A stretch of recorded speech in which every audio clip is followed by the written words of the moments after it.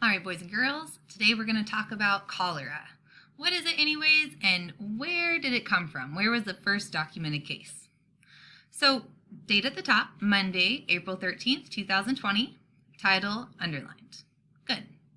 So, cholera is a bacterial infection in the small intestine.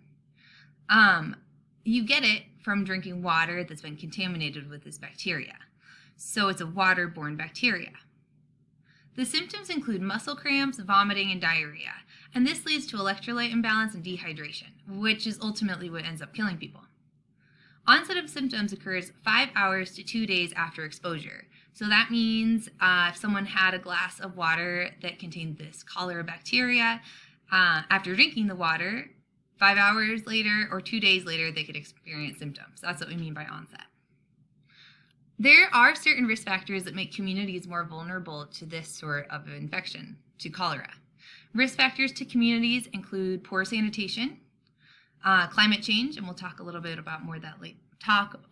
more about that later, poverty, and not enough drinking water.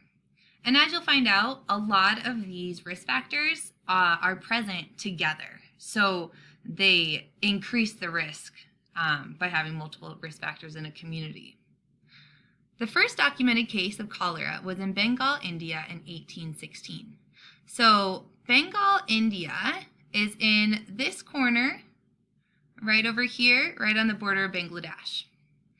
So this first documented case took place in 1816, and it was during this time that the British were fighting the Anglo-Maratha War. Because of the movement of the military during this time in India, thousands of soldiers became infected with cholera. They spread it throughout India, and then these soldiers who were infected brought the disease with them home to England. And that is how the first pandemic of cholera began. And as a quick little side note, this was the first contact between the West and the disease. And you're going to hear that term a lot, the West. What does that mean? The West is a cultural and geographical identifier talking about a group of people in a place and that have common cultural characteristics. So when we're talking about the West, we're talking about Europe,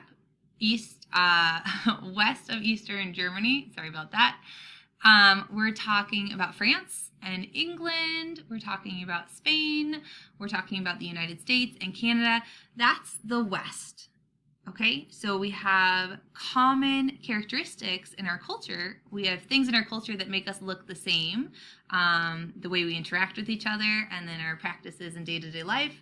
And then it's also a geographical identifier because that's the hemisphere that we're talking about. Does that make sense? Okay, let me know if you have questions related to that specifically. So the first pandemic, there were seven in total. This one lasted until 1820 and spread to Southeast Asia, Indonesia, Japan, Russia, Prussia, and Germany. So remember we discussed the mechanism of transmission for the first pandemic. It was largely from military movement, right? Because the first documented case was in Bengal, India during the Anglo-Maratha War, and it was the soldiers who spread it around due to military movement. What does that sound similar to? The Spanish flu, right? So, similar to the Spanish flu, the first pandemic of cholera seemed to be largely spread by military movement. The second pandemic, however, followed commercial and immigration routes, and these started in Afghanistan, through Persia, Russia, Prussia, Germany, France, and then finally in 1832 making its way to England. In 1832 in England, they were experiencing a pretty significant influx of immigrants at this time. By influx, we mean more people coming in than were before.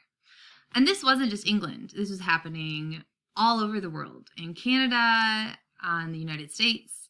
So the question I want to leave you with is, what are the similarities in the mechanism of transmission between the Spanish flu and cholera?